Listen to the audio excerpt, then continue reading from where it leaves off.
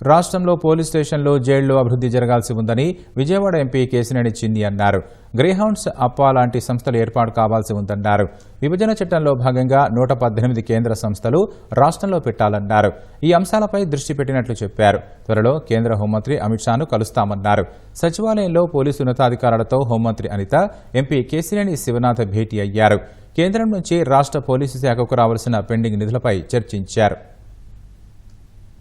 రాష్ట్రంకు రావాల్సిన నిధులు, police modernisations కానీ, ప్రిజన్ మోడర్నైజేషన్సే కాకుండా అప్పా, గ్రేహౌండ్స్ లాంటి సంస్థలు ఎన్నో రావాలి. వాటిలన్నింటినీ ఫాలోఅప్ చేసే విధంగా డిజాస్టర్ మేనేజ్మెంట్కి చాలా అమౌంట్ రావాల్సి వచ్చింది. గత పార్లమెంటు సమావేశాల్లో కూడా డిజాస్టర్ మేనేజ్మెంట్కి విజయవాడకి మొన్న జరిగిన వరదలకి 1150 తాత్కాలిక నిధులు హైకల్ లెవెల్ కమిటీతో ఉంది. తప్పకుండా వాటిని రిలీజ్ చేయాలని గౌరవ హోంమంత్రి అమిత్ షా గారిని కోరడం జరిగింది. బైఫర్కేషన్ యాక్ట్లో రావాల్సిన కేంద్ర సంస్థలు వీటన్నిటినీ రేపు కేంద్ర మంత్రి గారిని కలిసి నేను కానీ, హోంమంత్రి గారు కానీ, పోలీస్ డిపార్ట్మెంట్లో ఉన్న ఆఫీసర్స్ కానీ అందరం వెళ్లి కలిసి వాటిని వచ్చే విధంగా కృషి చేయబోతున్నాం. తప్పకుండా రేపు 8-9 తారీఖుల్లో హోంమంత్రి గారి అపాయింట్మెంట్ తీసుకుని వీటన్నిటి మీద చర్చించడం జరుగుతుంది.